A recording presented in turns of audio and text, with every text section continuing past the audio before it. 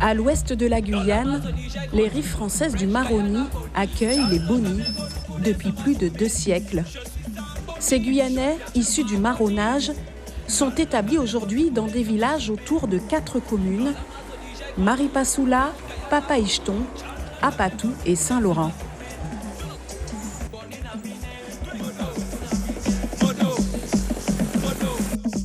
Les Boni viennent du Suriname. Au XVIIIe siècle, durant l'esclavage, ils ont fui les traitements atroces infligés aux captifs dans les plantations par les colons hollandais. Contrairement aux autres communautés marronnes, Douka ou Saramaka, les Boni n'ont pas signé de traité de paix avec les puissances coloniales. Ils ont choisi la guerre, continuant à libérer d'autres esclaves. Parmi les chefs rebelles, Boni laissera son nom à ce nouveau peuple. Traqués, parfois massacrés, ces guerriers ont dû se cacher pendant des décennies dans la forêt. Ils ont créé une société constituée d'hommes et de femmes venus de plusieurs pays d'Afrique, avec un héritage culturel et spirituel sur des bases amérindiennes, européennes et surtout africaines. Être Boni, c'est encore de nos jours être un descendant de résistants.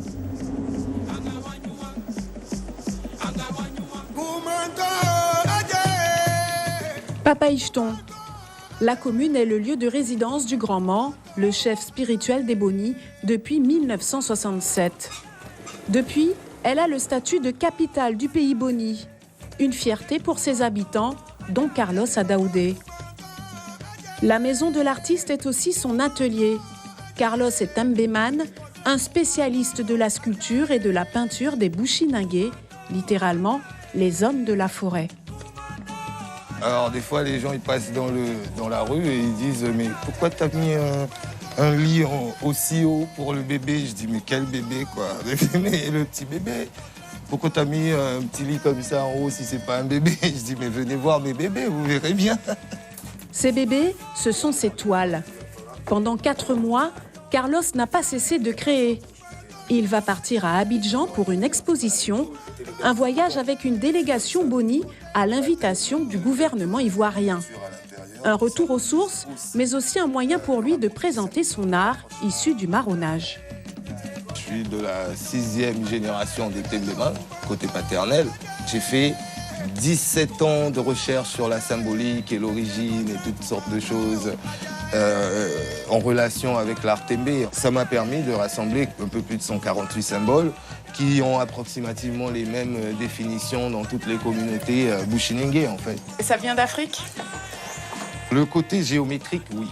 La géométrie, c'est resté dans la mémoire des gens et ils l'ont réutilisé. Mais tous ces entrelacements, je n'y vois pas, j'ai cherché un peu, je ne vois pas de traces de ça en Afrique. L'artiste a peint une 15aine de toiles spécialement pour l'exposition. Dans mon imaginaire, en fait, j'ai travaillé en vue d'avoir, comment dire, une petite vision à l'africaine, en fait.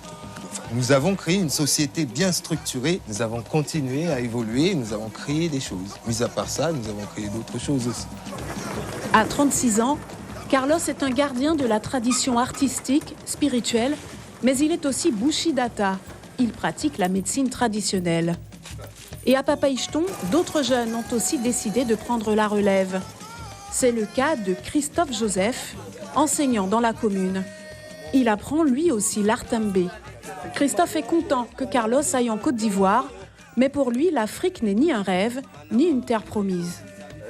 Nous avons déjà notre terre Afrique à Papaïcheton et sur le Maroni, c'est notre royaume. Une culture riche qui va donc se faire connaître en Afrique, avec Carlos Adaoudé comme ambassadeur du Tembé. Pour moi, en tant qu'artiste, c'est juste une reconnexion et une découverte et un nouveau lieu d'exposition. Mais en tant que Bushidata, même si je ne suis pas mandaté par la communauté pour le faire, c'est une reconnexion spirituelle et familiale. Un peu plus haut sur le Maroni, Maripasoula, la plus grande commune de France, environ 13 000 habitants. Il y a encore quelques années, la ville était peuplée essentiellement de créoles et de Boni, Mais elle est maintenant beaucoup plus cosmopolite. Eric Bakaman a grandi ici, dans ce quartier, Mongolo, avant de poursuivre sa scolarité sur le littoral et de s'y installer pour travailler. Donc j'ai grandi là, j'habitais là quand j'étais petit, bon, mais c'était pas comme ça. Il n'y avait pas les agglos et tout, c'était en bois. Là c'est un peu, voilà, mais j'ai grandi ici, on habitait ici. Donc voilà. Donc voilà, tout là, c'est là qu'on jouait et tout. Il y avait mon oncle qui habitait là. Bon, c'est la famille qui habite ici, c'est le quartier de la famille là. La famille Dada, Wellin Roots, tout ça. Wellin Roots, original Aluku Soldier, je suis un black. Aluku. Issu d'une famille de musiciens reggae, Eric s'est orienté vers le dancehall sous le nom de Rickman. Mais il y a 2 ans, il se recentre sur le rythme traditionnel Awassa et sort « Je suis un boni ». Le titre fait le buzz. Je suis un boni, je viens du Maroni. Chalangamego, le coup des Samafoumi. Dans l'Amazonie, j'ai grandi. French Guyana Boni. Chalangamego, le coup des Samafoumi. Grâce à cette chanson, il va se produire avec son groupe en Côte d'Ivoire. Lui aussi est invité par le gouvernement. Il y clame la fierté de ses origines et d'être un descendant de résistants Boni.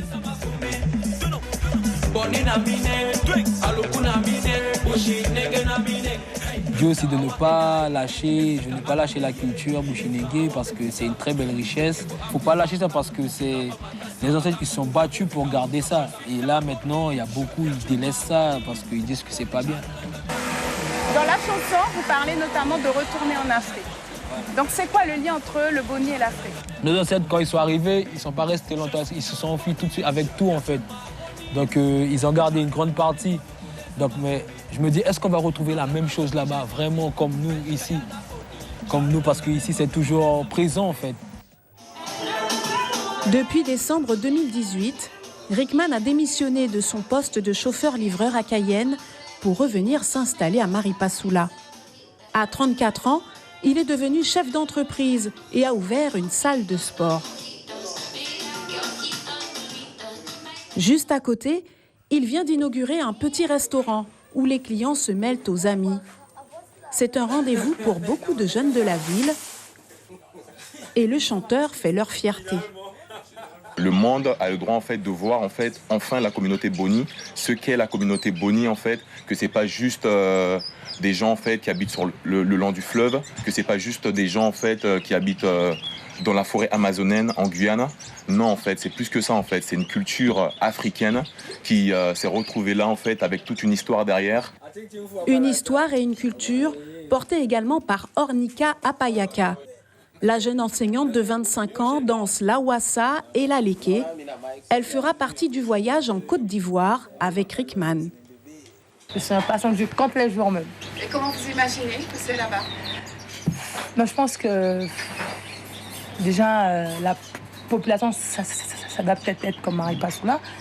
Et je pense que ça doit être rempli de couleurs, mais peut-être avec un petit côté développé, je pense que ça doit être beau. Aéroport Cayenne Félix Eboué, quelques jours plus tard, c'est le grand départ pour Abidjan. Carlos emmène ses toiles montées sur châssis, protégées dans une caisse de plus de 30 kilos. Rickman, ses 7 musiciens et danseuses sont tous là. Ils viennent de Maripasoula, Cayenne, Mana et Kourou. Une délégation composée d'artistes, mais également de 2 chefs coutumiers Boni, ou encore des parlementaires Georges Patient et Lénaïque Adam. Lénaïque Adam, premier député guyanais noir-marron, tout un symbole. C'est avec beaucoup d'enthousiasme et beaucoup de joie que j'y vais. C'est la première fois d'ailleurs que je vais en Afrique et d'ailleurs dans mes différents discours j'aurai le temps de le dire et de remercier le gouvernement. Ça a un sens identitaire, coutumier, mais aussi culturel. Et donc on va retrouver, parce qu'il y a des pratiques et beaucoup de choses qu'il y a ici sur le fleuve Maroni qu'on va retrouver dans des villages là-bas. Et donc je pense que ça sera particulier, ça sera vraiment excitant. 25 heures après avoir quitté la Guyane, la délégation arrive à Abidjan, en Côte d'Ivoire. Leur venue est un événement culturel dans le pays. Dès la sortie, comité d'accueil. On en fait 6.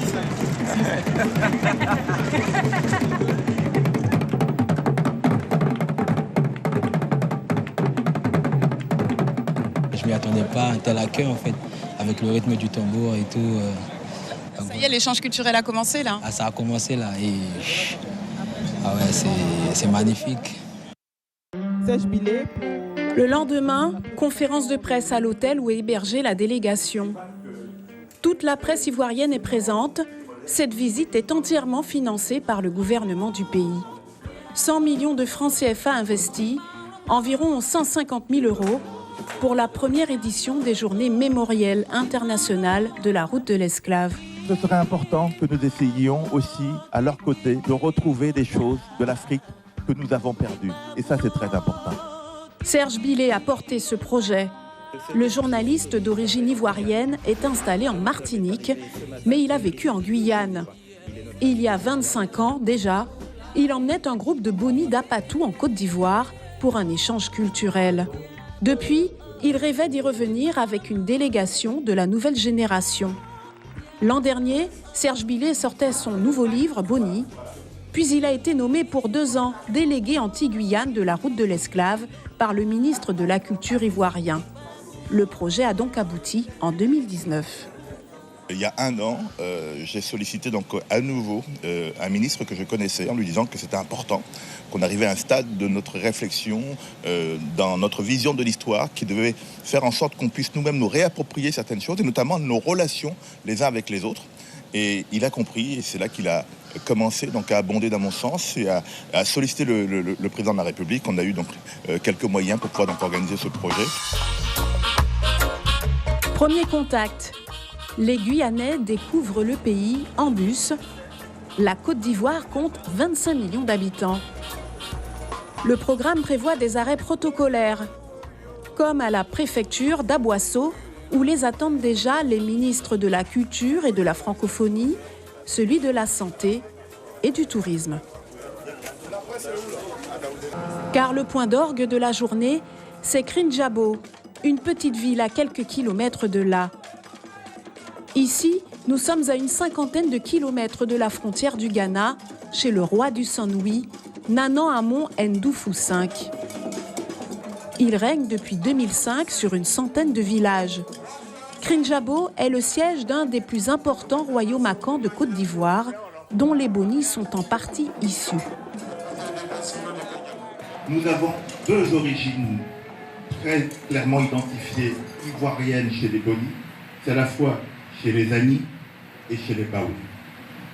Nous savons effectivement que lorsque les Hollandais ont déporté presque 95 000 personnes de la Côte d'Ivoire, essentiellement c'était des Ani et des Baouli. Et quand vous allez au Suriname, quand vous allez en Guyane, quand vous travaillez avec les archives, vous retrouvez effectivement là-bas des personnes qui s'appellent Kwaku, Kofi, Afiba, Kojo, Kwame. Une cérémonie traditionnelle, les porte-paroles du roi ont aussi rappelé l'histoire. Le royaume a déjà reçu en grande pompe des afro-descendants américains, le chanteur Michael Jackson en 1992, puis le révérend Jesse Jackson il y a 10 ans. Mais cette 3e rencontre est différente, plus politique. Le ministre de la Culture a demandé pardon aux Guyanais. C'est une première. Jusque-là, on a accablé les Européens, mais on a très peu mis l'accent sur notre propre participation. Mais l'approche pédagogique et l'approche de la repentance a permis même aux populations qui ont participé à l'esclavage de se dévoiler, de demander au ministère pour dire que nous, ici, on a aussi pratiqué. Donc, venez, ils nous montrent les sites, ils nous montrent les vestiges. Tout ceci parce que nous avons eu une autre approche, pas d'accusation, pas d'accablement de quelqu'un d'autre, mais de prendre notre part et de faire de la repentance. Un pardon entendu, mais qui, pour certains, doit être demandé en Guyane. Aujourd'hui, le pardon ne peut être demandé à des personnes qu'on a choisies comme ça et emmenées comme ça au pays d'origine. Le pardon ne peut être demandé que de façon respectueuse. C'est-à-dire qu'ils feront une délégation. Ils viendront au pays et ce n'est pas à moi qu'ils demanderont pardon. Ce n'est pas à la population Boni qui vont demander pardon, ni Bushinengue en général. C'est aux ancêtres qui vont demander pardon. Mais l'accueil chaleureux a été très apprécié par la délégation. Je m'attendais à être bien accueillie, mais pas de cette ampleur. C'est quand même... on a des escortes, on nous accueille en dansant, en chantant. Ce n'est pas rien. Beaucoup de journalistes aussi. Énormément de journalistes et nous sommes comme des stars en Côte d'Ivoire. Il n'y a pas de différence, sauf que on est dans un autre pays, mais avec les gens même que nous avons rencontrés, on se sent chez nous. Vraiment, on ne se sent pas dans un pays étranger. Deuxième journée de visite. Cette fois-ci, les Guyanais sont attendus à Tia-Salé. La ville principale compte 2500 habitants. Il n'en reste que peu de traces, mais la région est un carrefour dans l'histoire de la Côte d'Ivoire. Akwaboni, nièce d'une reine Akan qui a fui le Ghana, s'y est installée. Ses descendants y vivent encore. Mais la région a aussi un passé sombre. Elle était le passage obligé sur la route du trafic des esclaves. Je suis de débris. Voici ça, voici glacé là. Je m'appelle Jared Okia. Nous avons les bananes, arracher le barré, tu vas entre débris. Aujourd'hui, un village symbolise la dernière étape avant le départ vers le Nouveau Monde, Kanga-Nyanze. La jarre aux esclaves. Le village où les esclaves arrivaient et on les lavait avant de partir vers le Suriname et vers le Nouveau Monde. Eux, ils disaient que c'était la façon pour eux de soulager la peine de leurs frères qui allaient partir. Ils ne sont jamais révoltés par rapport à ça. Ils ont accepté ça. Voilà. Donc les historiens disent pour certains que c'était de la collaboration, d'autres disent que c'était de l'assistance. Tu vois. Donc il y a deux débats qui s'entrechoquent. On aurait dit que c'est de la collaboration. Voilà. Après c'est ça. Chacun tire sa lecture. Kanga-Nyanze et sa rivière ont été reconnus comme des lieux témoins de cette triste histoire. En juillet 2017, une stèle a été inaugurée, un monument hommage aux hommes et femmes arrachés à leur continent. Bien après le Bénin ou le Ghana, il est le symbole de l'entrée de la Côte d'Ivoire dans la route de l'esclave, projet initié par l'UNESCO en 1994. La venue des Boni inaugure le début d'une série de manifestations mémorielles dans le pays. La mère de Boni serait partie d'ici et c'est pour ça que nous les avons reçus en premier, pour montrer que nous recherchons les traces de tous ceux qui sont partis d'ici. À cette époque-là, on ne savait pas beaucoup, mais nous comprenons que nous vous avons fait assez de tort. Pardonnez-nous, revenez-nous, que nous puissions nous réconcilier. Parce que c'est ça aussi, la route de l'esclave au niveau de l'UNESCO. On ne peut pas juger ces choses-là avec notre regard d'aujourd'hui, avec les droits de l'homme. Non. À cette époque, il n'était pas question de droits de l'homme. Rickman et les membres de son groupe ont revêtu leur pangui, vêtements traditionnels noir-marron. Tout le village est réuni pour recevoir les Guyanais, des retrouvailles festives pour demander pardon.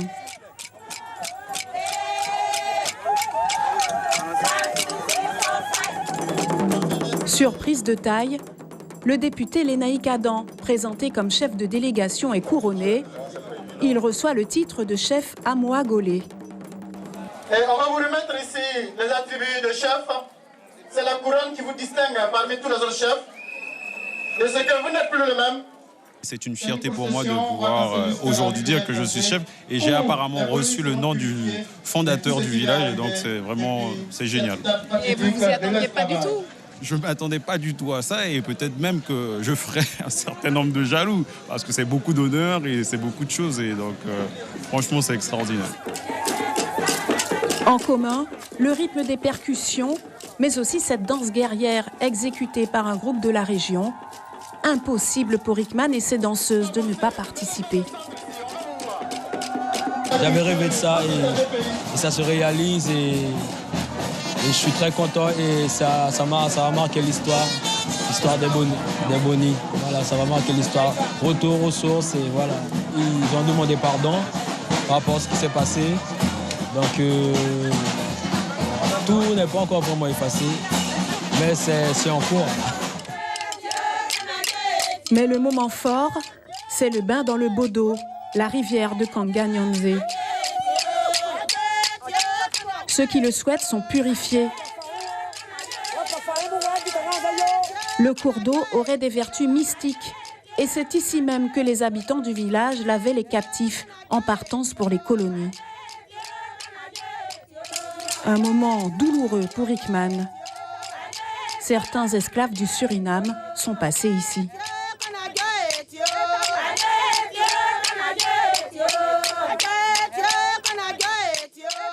Ils ont aidé les négriers à faire partir les Noirs, les autres Noirs, leurs frères et sœurs dans les bateaux. Et mon esprit n'acceptait pas ça. Donc ma tête bougeait comme quoi il n'acceptait pas la purification. Il n'acceptait pas la purification, il n'acceptait pas. Et puis à la fin, je crois que j'ai pleuré.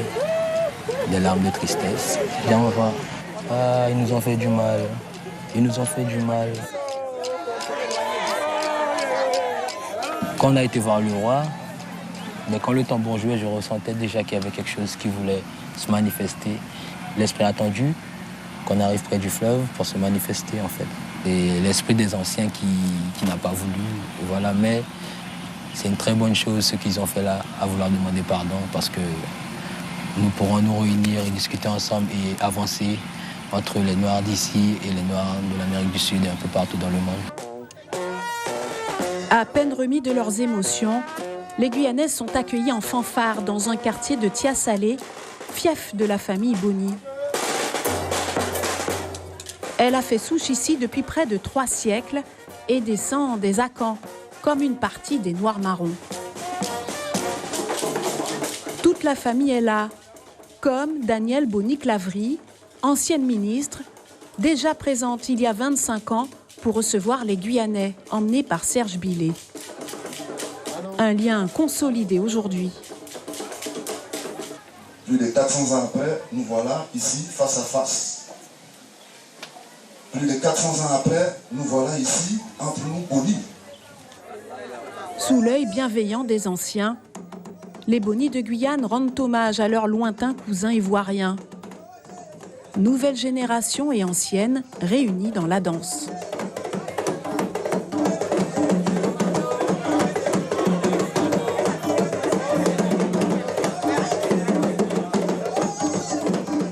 Les Boni de la Côte d'Ivoire, là, ils ressemblaient beaucoup aux Aloukou. J'ai vu une dame, elle ressemblait à ma grand-mère. Oui. Ça vous a étonné? Ça m'a très étonné, oui. Ils portent le nom des peuples Boni, c'est là où la joie est grande, c'est là où la joie est vraiment immense. Et ça, nous ne savons pas comment est-ce que nous allons pouvoir qualifier ça.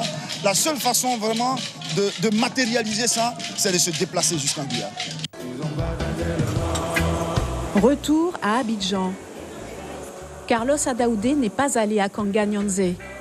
L'artiste est resté préparer son exposition dans un grand hôtel de la capitale. Ces 14 toiles ont toutes trouvé leur place. Le soir du vernissage, il a eu la surprise de recevoir la visite du président de la République ivoirienne, Alassane Ouattara, et de plusieurs membres de son gouvernement. Un grand moment d'émotion. Bonsoir à tous. Alors, je m'appelle Carlos Adaoudé. Tout ce qui s'est passé ce soir de vernissage et encore aujourd'hui a tout effacé totalement. Et m'a enjoyé, comme je disais à une des dames, éléphantueusement. Je ne dirais pas que j'aurais été jusqu'aux larmes, mais c'est un petit peu différent de ce que j'ai l'habitude de faire. C'est-à-dire que jamais un président, ni vice-président, ainsi que ses ministres n'ont assisté à mon vernissage. Donc pour moi, c'est une gloire en fait, une victoire. École des Beaux-Arts d'Abidjan. Vous servez de l'intersection des deux droites. Le peintre anime un atelier pour des étudiants de licence et master de peinture. Cette rencontre renforce l'artiste dans sa volonté de préservation et de transmission de sa culture. Il y a eu des frissons lorsqu'il a commencé à faire son discours, il a commencé à parler. Il dit, il y a des gens qui cherchent toujours leurs origines. Moi, ça m'a fait plaisir. Être gardien aussi de la culture, c'est important pour les générations à venir. En quelques heures, ils ont intégré une des parties les plus compliquées de l'art Tembe, qui est l'entrelacement qui définit la sagesse. J'ai pris la forme la plus compliquée exprès pour voir jusqu'où nos liens sont ancrés en fait. Et en vérité, je suis ravi. Voir un artiste de la Guyane ici à l'École des Beaux-Arts, pour nous, c'est vraiment très bien pour la technique qu'il nous apporte déjà. C'est nouveau. Et les étudiants sont très ouverts pour apprendre et vous voyez comment ils sont enthousiastes. Donc nous avons vraiment besoin de ce genre d'échange. Le séjour en Côte d'Ivoire s'achève, passage obligé au marché artisanal de la capitale. La délégation a vécu 5 jours intenses avec des moments forts. Le bilan personnel sera dressé une fois rentré, mais déjà, premières impressions très positives.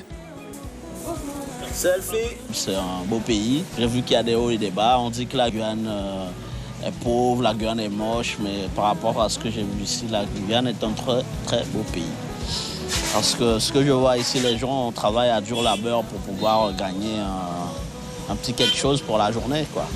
La Côte d'Ivoire est un très beau pays, très développé surtout par rapport à ce qu'on nous montre sur les réseaux sociaux. Et j'ai pas été déçue, franchement, j'ai pas été déçue. J'espère que je vais revenir très, très bientôt. Moi, j'ai déjà pris des trucs pour moi. Mes amis en Guyane, on verra après. Sincèrement, j'ai tout aimé. Ils produisent énormément ici, du moins en termes d'artisanat. Et je trouve ça vraiment intéressant. On voit que les gens ils travaillent dur pour réussir. Et ça, c'est quelque chose que dans les Guyanais devraient s'espérer. Palais de la culture d'Abidjan, ultime préparatif pour le dernier événement de ces journées mémorielles de la route de l'esclave. Elle a un peu mal au dos en fait. Non, elle a mal juste un peu. Le concert de Rickman. Jaël Boni, une chanteuse ivoirienne, assure la première partie. En coulisses, l'atmosphère est détendue.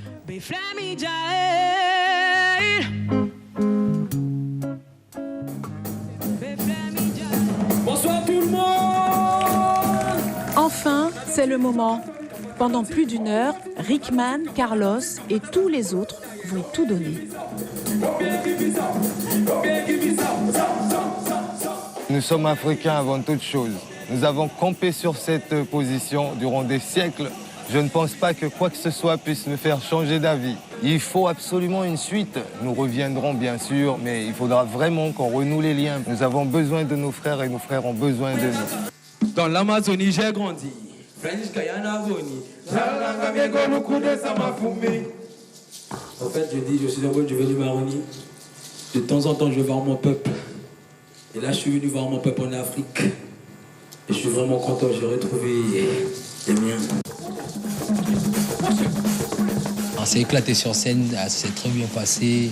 Le public a apprécié, donc moi, on est sorti, on était contents encore après à la fin du concert, en fait. On ne veut pas repartir, on est chez nous, là. Vous voulez revenir alors? Oui, on veut revenir, oui. Oui, on veut revenir. Ouais, parce que, voilà. Ce n'est que le début? Ouais, ce n'est que le début.